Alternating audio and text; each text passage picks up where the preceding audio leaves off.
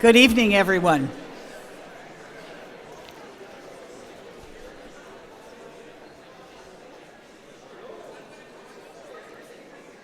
My name is Martha Crago. I'm the Vice Principal of Research and Innovation, and it's my very great pleasure to welcome you here to this year's Beatty Memorial Lecture that's taking place once again during McGill's homecoming weekend. Je vous souhaite tous la bienvenue à la conférence commémorative Beatty, un événement annuel très cher à l'Université McGill. To you, McGill's alumni joining us tonight, welcome home. I'm a three-time McGill graduate myself, and I began my mandate as vice principal in July, so I really know what it's like to share your excitement and your enthusiasm for this great university. I also want to extend a very warm welcome to the students, the faculty, and the staff, as well as to the members of the community who are attending this evening. You honor us all with your presence. And before we begin the Beatty Memorial Lecture Series, I'd like to acknowledge that McGill University is situated on the traditional territory of the Haudenosaunee and the Anishinaabe, a place which has long served as a site of meeting and exchange between peoples and nations. And we recognize those people as the traditional custodians of the lands and the water on which we meet today. The first Beatty Memorial Lecture took place in 1954, thanks to a very generous endowment from Dr. Henry Beatty, who established this lecture series in honor of his brother, Sir Edward Beatty. And while many Canadians know Sir Edward as the first Canadian-born president of the Canadian Pacific Railway, we at McGill also remember him as a very steadfast champion of this university. I actually worked for a number of years at McGill in Beatty Hall, his former residence on Pine Avenue. So I can tell you where his bedroom was, where his dining room was. He also served as our chancellor and chair of the Board of Governors for over 2 decades, from 1921 until his death in 1943. Over the course of his lifetime, he united Canadians from coast to coast by rail, as well as through his commitment to the pursuit of education and the exchange of ideas. As was Dr. Beatty's intent, the Beatty Memorial Lecture has been a platform for over 60 years now for great thinkers and change-makers from Canada and from abroad. This year, we're honored to host a McGillian and one of the world's greatest thinkers under the Beatty banner. Before we begin, please be mindful of our policy that recording this lecture is strictly forbidden, and please silence your phones. It's now my pleasure to call on McGill's 17th Principal and Vice Chancellor, Professor Suzanne Fortier, to welcome our esteemed guest.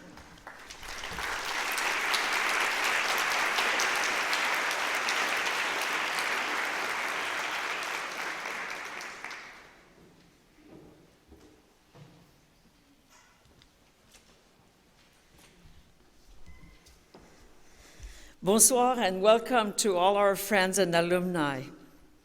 As Professor Crago says, the Beatty Memorial Lecture Series is an event that is a very well-attended event, kicking off our homecoming weekend, our fin semaine de retrouvailles.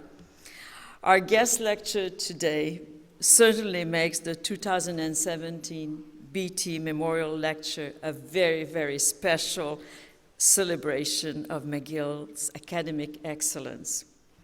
Professor Emeritus Charles Taylor is a McGill graduate, a highly respected professor, and of course, one of the world's greatest thinkers. He has been praised for his dedication to political unity that respects cultural diversity, and his contributions have changed the way people all over the world think about some of the most basic questions in human life. His many books cover a wide range of subjects, from language to social behavior, morality, multiculturalism. And I will mention a few titles: Sources of the Self, the Making of Modern Identity, Multiculturalism and the Politics of Recognition, and A Secular Age. Le professeur Taylor a œuvré inlassablement afin de préserver à la fois l'unité canadienne et l'identité distincte du Québec. En 2007, avec le sociologue et historien Gérard Bouchard, il a coprésidé la commission Bouchard-Taylor, qui a étudié en particulier les questions entourant les accommodements raisonnables consentis aux membres de minorités religieuses. Le professeur Taylor est un ancien boursier Rhodes, un compagnon de l'Ordre du Canada et un grand officier de l'Ordre national du Québec. Professor Taylor has been recognized with many major international awards, including the 2007 Templeton Prize, the 2008 Kyoto Prize, the 2015 Kluger Prize for his achievement in the study of humanity, and in 2016, he was named the first ever recipient of the Berggruen Prize, an award that is given to a thinker whose ideas and are of broad significance for shaping human self-understanding and advancement. On that occasion, the chairman of the Berggruen Institute, Nicholas Berggruen, stated that in a world that's becoming more xenophobic, Charles Taylor's voice is a voice of inclusion and moderation, not one of creating barriers or walls. And tonight we have this great privilege to hear this very important voice. Professeur Taylor, tout au long de votre carrière, vous avez fait honneur à votre alma mater et bien sûr aussi à votre famille. Et permettez-moi qu'en vous rendant hommage, je puisse aussi rendre hommage à une grande dame qui nous a quittés récemment, Madame Greta Chambers, grande journaliste et chancelière émérite de l'Université McGill. Cette grande dame parlait souvent de vous avec beaucoup d'affection et de fierté en vous appelant « mon petit frère ». Alors, mesdames et messieurs, c'est un grand, grand plaisir d'accueillir le professeur Charles Taylor.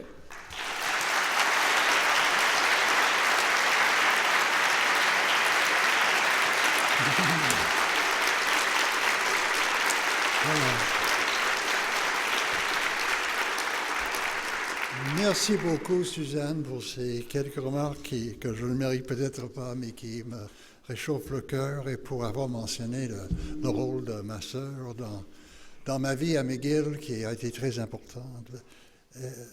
I would like to also welcome the many McGill graduates here. We're among fellow graduates from different eras and different epochs, and it's a great pleasure to have a discussion with you tonight on a very important issue on which we're all very confused, and I'm not a total exception to that, but I'm going to try to see if we can clarify a little bit. And I'm talking about the crises of democracy that we're now living. And let me introduce it by saying that we've often had the idea, or the idea has often surfaced, there's some kind of inevitable escalator in history which is pushing us towards more rational, more humane, more democratic forms of society and government. And in the last century, we've had moments when we really believed in this, when this seemed to be plausible. I'm thinking of 1919 at the end of the First World War, the war to protect democracy or defend democracy, 1945. After 45, various decolonization movements in the various European empires also encouraged this thought. And more recently, 1989, the collapse of the wall, the collapse of communist regimes, really gave it a fresh impetus. And it looked in the 1990s, we're on a roll. And it didn't happen. And this roll didn't happen. On the contrary, we're in a rather grim situation today. And I think that we have to recognize that this hope of, let's call it the escalator view, that somehow things are moving that way, is really an illusion. And I want to try to explain why I think it's an illusion. Because of certain inherent dangers and tendencies built into democracy, which doesn't mean that we're justified in being just as pessimistic now as we were optimistic in 1989. No, but it does mean that we have to recognize these dangers and try to combat them. So democracy is not an escalator going up. Democracy is a perpetual struggle to maybe keep up what we have and maybe advance a few more inches and not suffer retreat. So I want to talk about, there could be many, many others. I want to talk about three ways in which democracy is vulnerable, if you like, to regression. That's why I use the word regression. Or you might even say degeneration. I mean, losing its quality as democracy. So the first one of these I want to talk about is democracy can begin to lose its quality as a democracy if we drift towards elite control, or to put it in other terms, if the non-elites play less and less of a role in society. Non-elites, well, that's, of course, translated into Greek, demos. What the Greeks meant by the demos was not the whole population, but the non-elites of the society. And it's a very remarkable fact about modern European languages that the word for people, peuple, folk, narod, whatever, always has these two meanings. It has a meaning on one level of the whole population, all the citizens, the ensemble of them make the people in one sense. In another sense, this Greek idea of demos recurs. And when I say I want to mobilize the people against this unjust law that has been passed by government, I'm talking about the people as the people who don't wield the first level power, but I'm talking about people who are, let's call them non-elites, right? So democracy is actually can only be understood as an interplay of two concepts with the same word. The concept of the people as all embracing, and the concept of the people as those who are disadvantaged and forgotten because they're not part of the elite. And you can see that in a certain sense the introduction of what we think of as modern democracy passed through a certain semantic shift.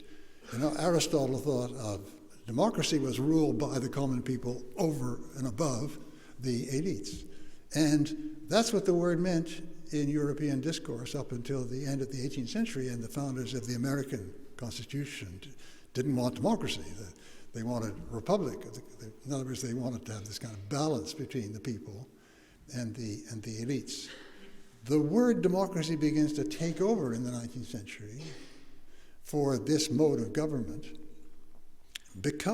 precisely because this issue of elite rule and combating elite rule became tremendously important. So, in order to keep ourselves from being confused, we have to see that there are two meanings of democracy. One, when legally and by established law and so on, ultimate power to elect, is in the hands of the whole people, as against aristocratic or oligarchic or dictatorial rule. That's one sense of democracy. But in another sense, the notion of the demos comes in, and people can ask the question, well, are the non-elites really playing the role that they ought to be playing? Do they have this share of power which goes with their numbers?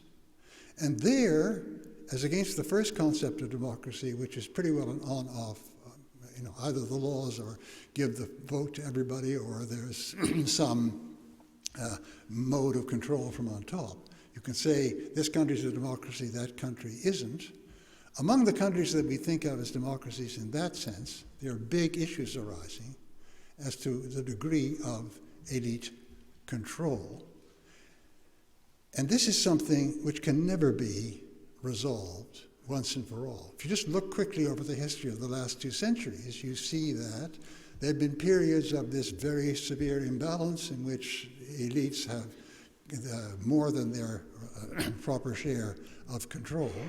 But it's been on the basis of very different qualifications. In the early 19th century, in America, property, commercial success was what made you part of the elite. And then, in a certain sense, there were movements, the Jacksonian Rebellion and so on, in which there was a pushback against this. But then the economy changes, and we get an economy based on large industry and large corporation and the robber barons, and we get a situation of great inequality arising. And then in the 20th century, in the 30s, and then the aftermath of the Second World War, there's a pushback against this overwhelming power, and we have trade unions and social democratic governments and so on. And then, after 1970, we find ourselves slipping back again. One of the indices of this is that the division between rich and poor becomes, the distance between rich and poor becomes greater and greater and greater. We get the power of finance playing a role. So there isn't and there will never be a final resolution of the problem of equal distribution of power. What there is, and that I think is very important, is a sense people have of what the direction is. Are we moving towards more democratic, in this sense of equal distribution of power? Are we moving towards a more democratic society? Are we being pushed away from it? It's very clear that in the 30 years after the Second World War, what the French called les Trente Glorieuses, the years of great prosperity after the war, and also various gains of popular legislation and welfare state and so on, people had a sense that we're moving towards. Since 1975, 1980, the sense is very powerful that we're sliding away. Now, I think we have to understand that this kind of move has its own tendency to enhance itself, as a spiral downward. If you think of the situation since the 1980s in most democracies, I think you can see a steady growth of the sense. I want to introduce a word here, citizen efficacy, the sense that people have as a citizen, they can really do something, right? So it's a subjective sense, a sense that either we can't do anything, all the parties are the same, it's all corrupt, they control everything, or the sense, yeah, we can do something, right? And this sense of citizen efficacy has been slipping. And this kind of move can have a self-feeding quality. That is, if people feel that they can't really do anything serious in politics, right, they will both tune out more and more, and in many cases, stop voting. So we see a steady direction in all Western European democracies since roughly the 80s or 70s or 80s for a lesser participation in the vote, up and down, but the general trend is clear. But of course, that enhances the imbalance of power, right? That gives the non-voting of a large part of the demos, it gives greater power to those who are in the elites. And then the tuning out of politics in general gives much greater power to money because you need to reach people through television and so on. And that again, the imbalance of power gets intensified. So we have here a real danger. It's not something that can just be easily reversed. It's a trend towards degeneration, the lowering of democratic morale, which can feed on itself. And it's also the source of great dissatisfaction. And you can see this sense of decline in felt citizen efficacy. You can see that for a lot of people, that is really a sense of decline, of a disempowering of themselves. And you can see that in the slogans, for instance, of Obama's slogan, "Yes, we can," right? "Yes, we can" is an answer to the feeling of, no, we can't, we're helpless, right? And if you think of the movement of the Indignados in Spain, one of the parties that emerges from this is called Podemos. What's Podemos? It's yes, we can in Spanish, right? That the same idea. So that is one of the paths of degeneration that I want to talk about here.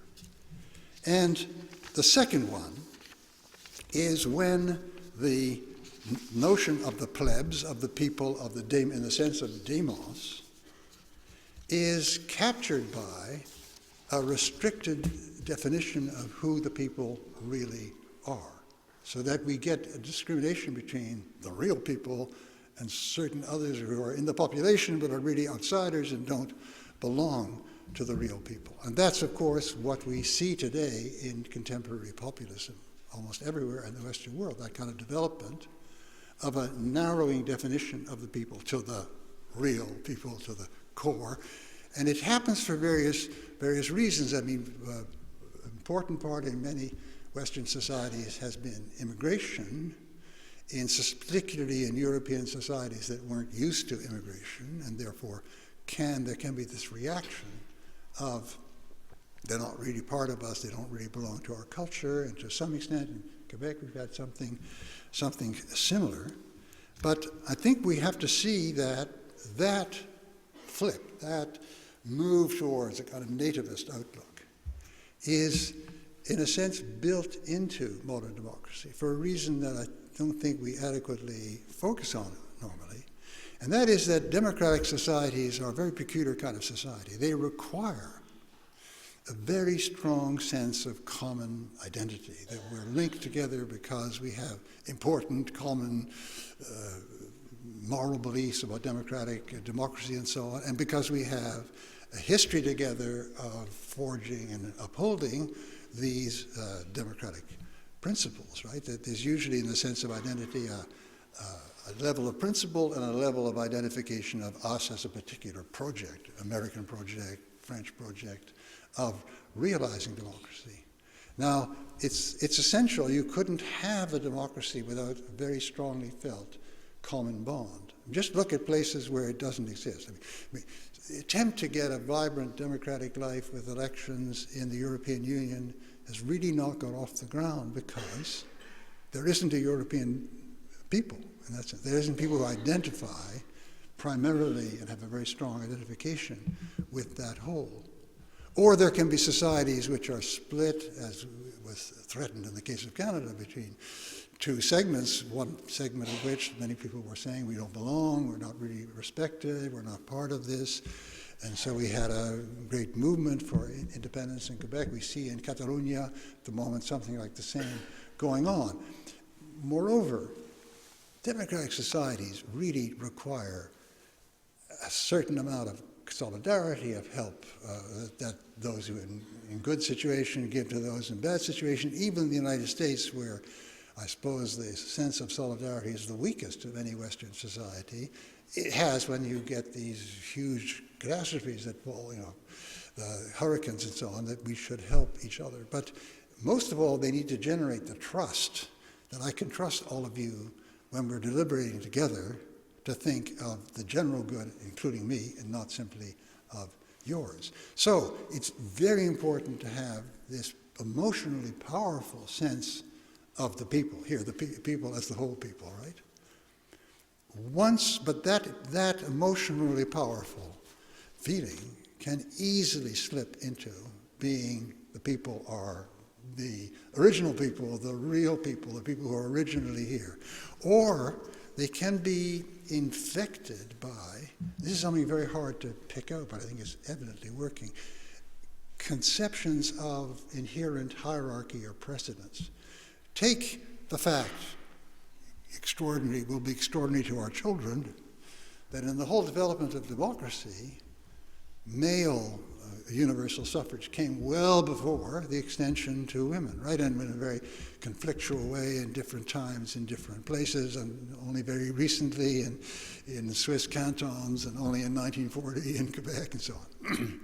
Because it's an inherent hierarchical sense that the real operative agent in the family is the man. That hierarchical sense somehow just we would say today, blinded people to the fact that democracy as manhood suffrage was incomplete. But you can see other such notions of hierarchy or precedence operating today, like very powerful notions in the United States, which you see being exploited by Trump in that movement, right? That it's this very subtle notion of hierarchy. It's a notion, you might say, of precedence, that certain people deserve to be served first, if you like, natives rather than people who arrive. In the South, whites as against blacks. Still, for many people, men as against women.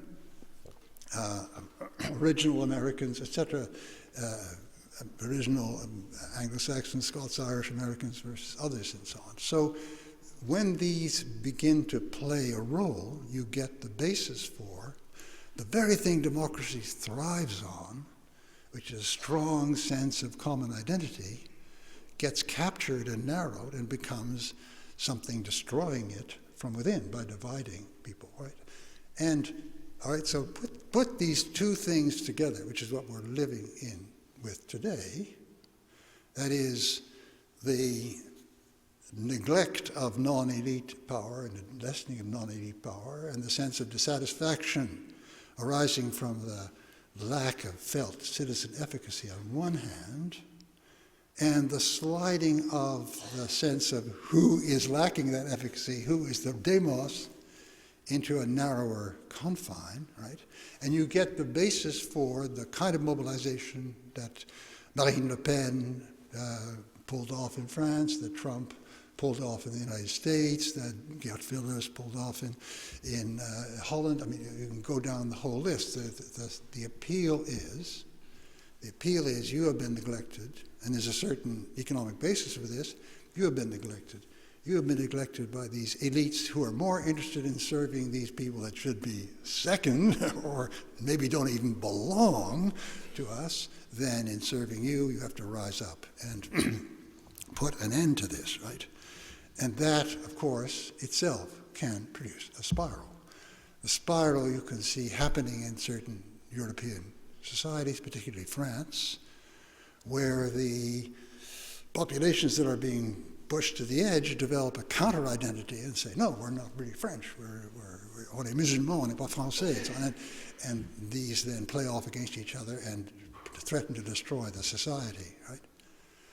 So let me mention the third one, the third mode of decline. It's when democracy gets misinterpreted as majority rule. And you can see this can arise easily about the second slide, right? If you're thinking of the people as this group, right? And then you think that it's this group, which is the demos, which must be ruling, then there's no need to think of negotiation or discussion or sawing off certain differences with the rest of the society that isn't really belonging to the people. So democracy gets reinterpreted as, the successful democracy gets reinterpreted as majority rule in the sense that this majority movement, suppose it, is now in power. But the others are not treated as fellow citizens, as people you have to negotiate with, and the obvious manifestation of this is a decline in the civic language. I mean, you get extreme language of branding people as enemies that can't be talked to, and so on. Now, you, in a sense, are seeing in the West a kind of perfect storm, if I could put it that way, in which these three kinds of degeneration are, as it were, working together. I mean, certainly the sense of loss of citizen efficacy is feeding the various modes of populism that is defining the populace as narrow, and that in turn is feeding the idea that what we're dealing with here is enemies, outsiders, so what we need is for the people to rule, is for them to ride roughshod over these outsiders. Whereas a real democracy, in the proper sense, is a deliberative community in which we nourish the sense of mutual recognition that can allow for a real discussion in which people respect each other and so on, and can arrive at some kind of general conclusion. For the moment, the conclusion may be determined by the majority, but it's understood that the discussion goes on with these other people. They aren't enemies, they are people that temporarily lost the battle. See, so, all right, you might very well ask, what are we going to do about it? And I only have 35 minutes, and that's very bad in one way, but I'm tremendously relieved in another way but I think that we owe each other to look at some of the things that we have to be able to tackle in order to fight back against this triple slide where the different elements are, as it were, supporting each other. And the first is we have to look at what produced the discontent on the economic level in places like the Rust Belt or various parts of England that voted for Brexit and so on. It really, Rust Belt is the perhaps major factor here. The parts of the French working class that moved over from communism to support Le Pen are precisely the areas that are deindustrializing. And we may have to look at something much more radical. I don't mean in a sense of rallying people on the barricades, but much bigger changes than we've thought of before.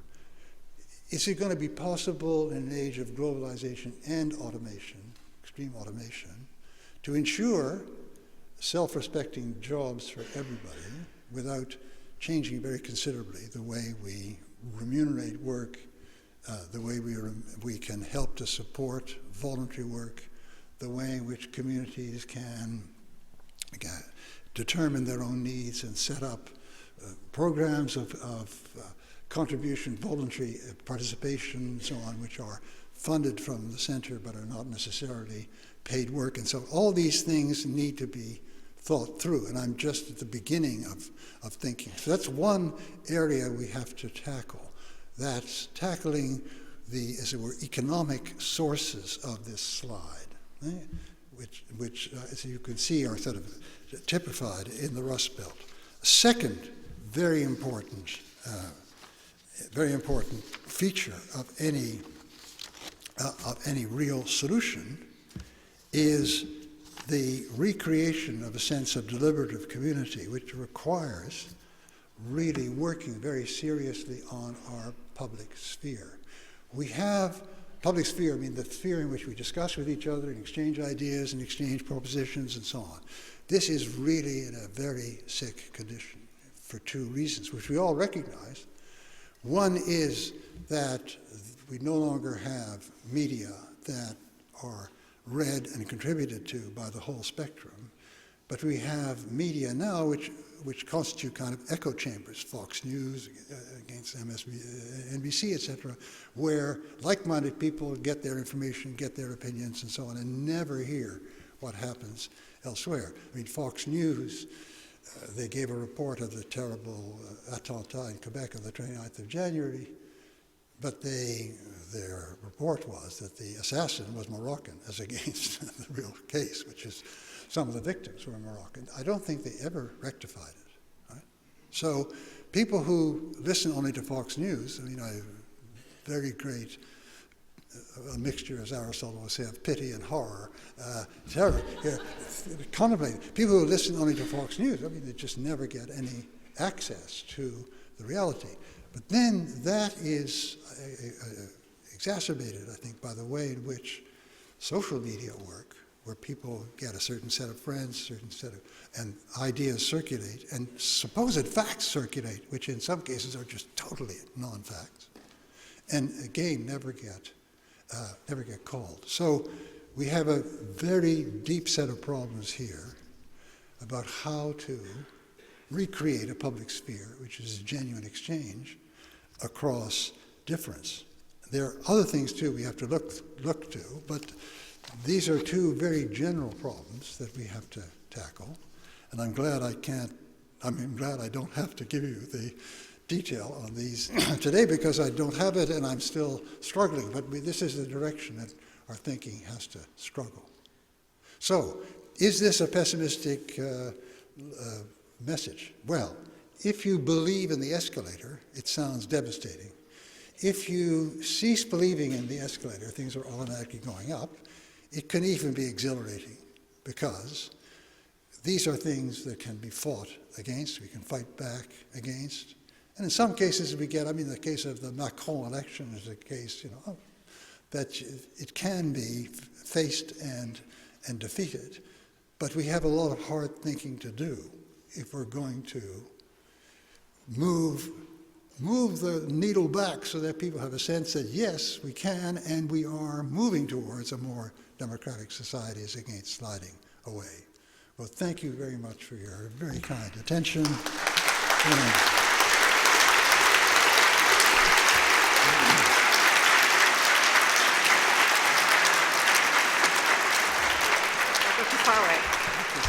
Merci beaucoup, Professeur Taylor.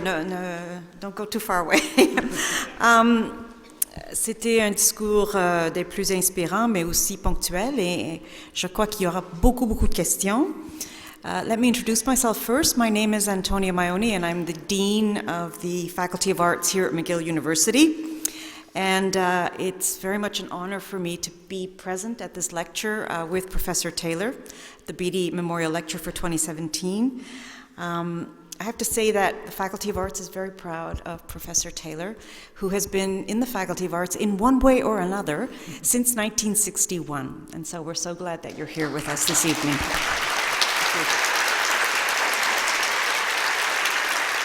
And you may not be surprised to see Professor Taylor looking so fresh and energetic at this time of the day, but I am, because Professor Taylor has spent all day at McGill. He's met with students all day long. We had a wonderful lunch with students in philosophy and political theory. And I just want to point out that that's really the sign of a dedicated professor and also a dedicated member of the university community. Thank you very much, Professor Taylor. We now have a few minutes for questions. I think we have about, if you're okay, we can start the question period. Professor Taylor, I'd like to make sure that you keep your questions concise. Since we're in Canada, I can even impose House of Commons rules, which is 30 seconds to make your point and ask your question. But we also have a tradition here at McGill, which is that, with the Beatty lecture, is that we take our first questions from students. And so we have one question from a student in Canadian Studies, and the other from a student in the research group on constitutional studies. So with those two students, I can't see in the dark, but would those two students come forward to the microphones? Are they here? Yes. And while we're waiting, those of you who are on Twitter, you can tweet your questions to Professor Taylor using the hashtag Beatty2017. And if they're good questions, we may select one and get back to you. All right. So our first student is there. Great. Hi, Professor Taylor. I'm the fellow from the research group on constitutional studies. And I just wanted to sort of ask a question by just quickly prefacing it by saying that in ancient Athenian society, there was a practice called sortition, whereby anyone could serve office on the assumption that anyone was really capable of doing it. But it seems as though nowadays governance is very much sort of posited as an elite practice. There's sort of master's degrees in public policy. And I was wondering do you think that this sort of technocratic, the technocratic demands of like the modern state sort of contributes to this downward spiral of democracy, as you put it? Thank you. It can, but it doesn't necessarily. But it takes a certain kind of leadership, which we notice the absence of it. Our neighbor to the south, a certain kind of, you don't have to be an expert, but you have to be able to see how the various expertises can relate and are relevant to the policy issues and know how to make certain decisions. So I think that the Greek idea of, as you say, taking it by soul, by lottery, by chance, is just incompatible with modern democracy, particularly as we have this what the people are supposed to be deciding between is very big policy differences, and it has to be people who believe in and are competent to carry out those policy differences who win. Yeah. Thank you so much. Okay, thank you. One more question. We have another student question. Yep, go ahead. Hello, Mr. Taylor. Thank you for your excellent talk. My name is Lachlan. I'm an English student here at McGill. I'm also taking some Canadian Studies classes, and I'm from rural southwest Manitoba. So I guess my question is, I'll start maybe anecdotally. Growing up, I think there was a sense that education in a small town that was receiving its curriculum largely from, educational organizers in the city, that learning was something that gave one access to a community that wasn't actually the community I was living in right now. That the school that I was going to and the curriculum that I was learning from was preparing me for a world that didn't actually really seem to match up with the rural environment that I was living in. Obviously, that is a complicated question of why that is the case, but with something like you're talking about, learning to embrace difference and multiculturalism, how can we bring this intentionality into rural educational settings where that kind of diversity that these questions are arising from aren't as immediate to people and aren't something that people are living with every day? Or is that Okay. super important? Sorry if that's... Very difficult question. We very much face that in Quebec, where we see very clearly that the way out of the dilemma in which some Quebecers are mobilized against others is contact between the people who are being mobilized and the people they're being mobilized against. And in Montreal, we have a lot of that. We have a lot of people from immigrant backgrounds who are meeting Québécois de souche and so on, and they're realizing that they're both human beings. But the problem is spreading this understanding beyond that to certain other areas where there are very few immigrants. Now, there are some things you can do about that. I mean, there are various things that we proposed in our report, for instance. I mean, one example would be the way in which sometimes internationally students will go for a couple of weeks to, Paris and high school students and study there and French come here. Something like that could be done between Rimouski and Montreal. There are various measures that could be taken like that to increase the contact and therefore mutual knowledge and therefore make the walls of suspicion fall. There's a series of such things that we could undertake to mitigate this, but we're never going to have it'll never be perfect, but it could make things a lot less bad than they are now. We do have a question from Twitter. So Megan Thurston of the VP Research Office is going to ask the Twitter question. Thank you very much. This question comes from Lauren Weaver on Twitter. How do we begin to reinstill confidence in intellectual solutions to contemporary problems in an age of anti-intellectualism? Whenever people say, how can you have any confidence in intellectual solutions, and that's what I'm supposed to be about, I shudder. Well, there are good intellectual work and there's bad intellectual work. I think that we need understanding to be believable. Solutions to these problems need a kind of understanding of what is motivating people, what people deeply feel. For instance, in this particular case, unless one has some depth understanding of why these cultural fears arise, of why, I don't just mean the causal fact of immigration, I mean things like getting a sense of what it means to those people, what their view is, and so on. It's just not possible to devise solutions which are going to actually engage with the reality. I must say, I learned this partly in the course of the commission with Réal Bouchard, because we did this. We traveled around Quebec and talked to a lot of people, and they had debates and discussion in which they really said what they felt. And you get a kind of education from that you don't get by simply reading certain textbooks, unless they're written by very sensitive anthropological minds. There are some excellent books published in the States recently on precisely this kind of Trump base, which I think are very interesting, which I could suggest to people if you want to read further. So it's that kind of understanding that I think that can produce solutions which allow people like me and you to talk to the people who are being recruited by people like Trump, which can make a big difference. That's my act of faith, anyway. We have time for 2 more very short questions. So in the back mic and the front mic. Thanks. Okay, thank you. My name is Sheila Mason. I'm retired from Department of Philosophy at Concordia. I have 2 concerns that I think are linked in some way, but I'm not able to link them right at the moment in the question.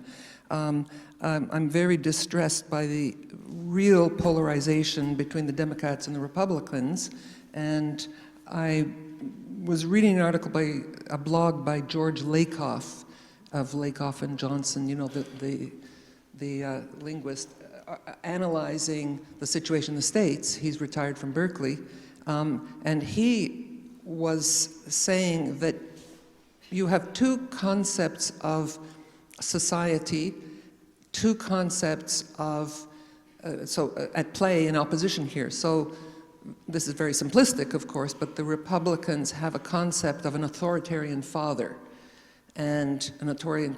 So he was analyzing Trump's speech in a very interesting way, saying that people say it's a salad and it's all over the map, and he was saying it isn't at all. Everything he says, even though the policy questions are all over the map, everything he says is to reinforce this authoritarian father figure, and that's working. On the other hand, the Democrats have a concept of family and parenthood that's much more not so authoritarian. So now my question, and I'm not sure how this fits together, is we've seen an enormous number of demonstrations. This is about the public sphere. Huge, huge demonstrations, larger than we've ever seen, I believe, in history.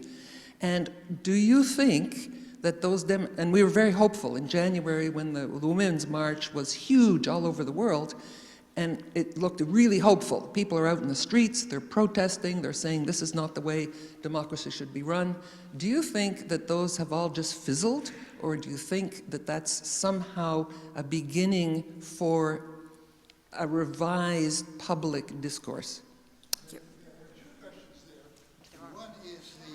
Whether this sort of semi-psychological analysis of Lakoff, George Lakoff, which resembles a little bit what Adorno was saying when he was in California during the war, you know, the authoritarian personality, give us a real handle. And for a variety of reasons, I don't think they help that much. I think that the power of Trump's discourse was his saying, I'm not politically correct. In other words, he identified the strong critique of these voters from the liberal, if you like, elites, that they were ignorant, narrow, bad, evil in their principles and so on. It was kind of negated by saying, you know, you're perfectly okay as you are, vote for me. And I think that there's a great sense of gratitude there and that powered that vote. Now, the second question is whether these movements that we see of protest are going to get anywhere. And they can only get anywhere on one condition, that they go along with serious organization to get the vote out, which in a way Obama in 2008 had, right? And which was lamentably missing in 2016 on the Democratic side. There are a few votes shifting in 3 or 4 states, votes that could easily have come from constituencies that are being hammered by Trump today, would have kept him out of the White House. And so in 2018, I hope there's a real serious turnout which can turn around the House and maybe even the Senate, and then we're in a much better position not to have the world go to hell. I mean, maybe they're pulling out of UNESCO, I'm told today. I mean, it just, it gets worse and worse and worse. And the Republicans in Congress are just incapable or unwilling to stop this. So the only hope is that after 2018, there is sufficient resistance from one or both houses of Congress, and that means turnout, turnout, turnout. That's the great answer to that. Yes. Hi, Professor Taylor. My name's Fred Sagal. I But graduated. very short questions, because we're right at the I end. graduated McGill 1970. Poli Sci. You were a star then. And my question is this: Obama has said and keeps saying, this relates to your escalator theory, that every time we move 2 or 3 steps backward, we're still going to move a step forward. He always cites the progress, starting with the revolution, starting through the Civil War, and the civil rights movement, etc. So the first part of the question is, do you agree with that? Because on your escalator theory, if there is no escalator, we're not going anywhere, right? Or it shifts. But he seems to think there is, that when the escalator goes back, you go forward. The second part of it is, if you compare their escalator in the US with ours, how would you compare the two as to what's going on? Because it seems to me that our system is infinitely more healthy. Maybe not. I think that I read Obama differently. It's not that there's some kind of automatic process. It's not that there's some kind of automatic process. That's the escalator. It's that it's a kind of ethical stance. When you get pushed back, right? What did Michel put it? When they fly low, we fly high. That's when there is one of these defeats, you push back against it by doing something to stop it. It's a kind of mobilization of the will. We never give up. That's why I don't see it as being some kind of appeal or description of an inevitable process. I see it as being a certain stance of the will that we never allow ourselves to say, oh, it's all over, we can't win. We go right back in and we try to change it. It's part of the yes we can philosophy, which is not necessarily true, but is an aspiration, right? And I think that's how I read Obama, and I very much admire this side of him. Now there was another bit to the question that I can't remember. Oh, the teaching, yeah, it's totally different. I mean, certainly the superiority, I think, of the parliamentary system has been fairly well revealed. I mean, they wouldn't. But also, not having an 18th century constitution helps.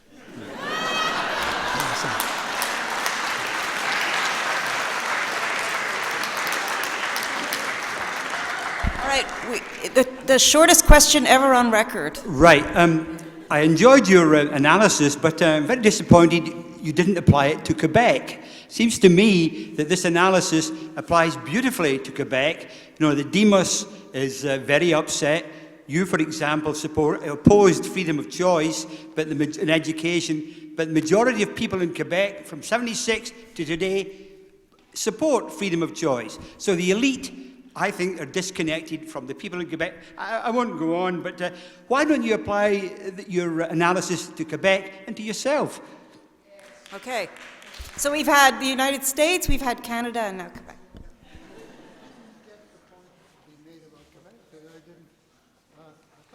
Well, my point about freedom of choice is that you opposed it, although the majority of people wanted freedom of choice in education. The result is not just the destruction of the English school system, but a huge increase in the French private school system. That's now much bigger than the English system. What people did when you supported the abolition of freedom of choice, you increased the French private schools. We're now far more divided economically. In the past, we were divided linguistically. You've just substituted a new division. And it seems to me, you claim to be a social democrat. That's a far worse, division than the old division. But that's why I'm asking you, could you apply your analysis to yourself? You have to come back here, Professor Taylor. Sorry. I'm trying to understand why there is this fear of Muslims in Quebec, and I think we could go on some length, but I think you can understand that in terms of Quebec history. And I'm also looking at the way one can offer an alternative program to the program of exclusion to meet those fears, to present a future of a French-speaking Quebec which is vibrant and moving ahead. And I think that the best way of making sure that that wins is fostering some kind of contact. So it seems to me that Quebec is not only, Quebec is one of the things that's been helping me to think this whole thing out. Now, there's something about private schools which I've never published a report on, taken a position on, and which I think you're attributing to me, but send me the text where I did in the past. Thank you. You've certainly spent your career at one of Quebec's finest public institutions, and that is McGill University. So thank you very much, Professor Taylor. Merci beaucoup. Nous avons eu le plaisir d'avoir un cours magistral de notre invité ce soir, le professeur Charles Taylor, et je suis très, très contente d'avoir accueilli et d'avoir été ici pour la période de questions. I'm now going to turn it over to Bob Babinski, the president of the McGill Alumni Association, to give the final thank you.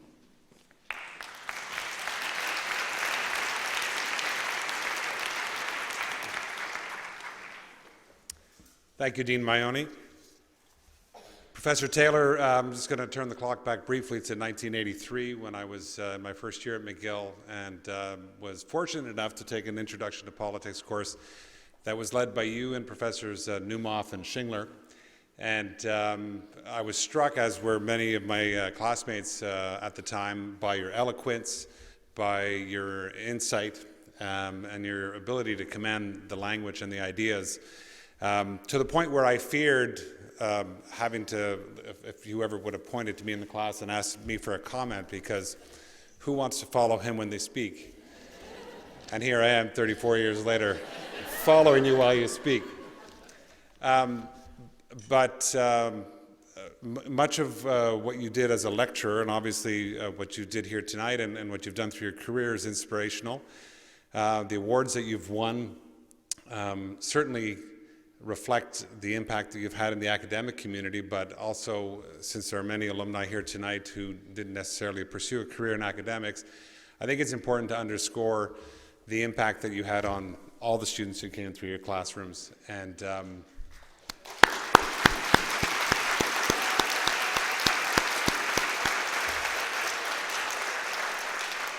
I know in my immediate group, there was at least 3 or 4 of us in our year who became journalists working in Canada and abroad. And again, I think it's your command of the language and your ability to express ideas and command those ideas that inspired so many students like us. The McGill Alumni Association represents 200,000 plus people around the world, and it's really an honor for us to be part of this and to be part of course, homecoming activities. So I did want to say a few thanks, and first I'd like to thank Vice Principal of Research and Innovation, Martha Crago, and her wonderful team for setting up everything here along with University Advancement.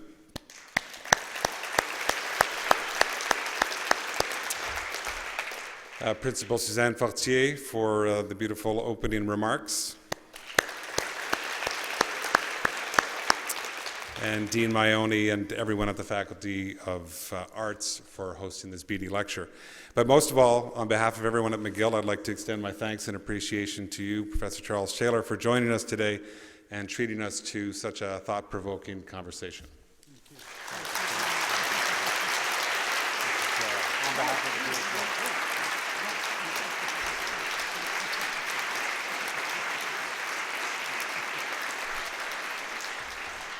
I don't think I was as timid a student as Bob. I'd like to have the last word. So I get that tonight. And so thank you, and thank you again. And as well, I want to thank all of you who were daring enough to ask questions. They were great questions. And all of you, really, thank you for attending this lecture. Professor Taylor's book, The Malaise of Modernity, is for sale in the lobby, And then stay tuned for the ebook version of Professor Taylor's Beatty lecture that will be published by McGill Queen's University Press. So thank you again. Merci à tous. And I hope we will see all of you next year at the 2018 version of the Beatty lecture. Good night. Be well.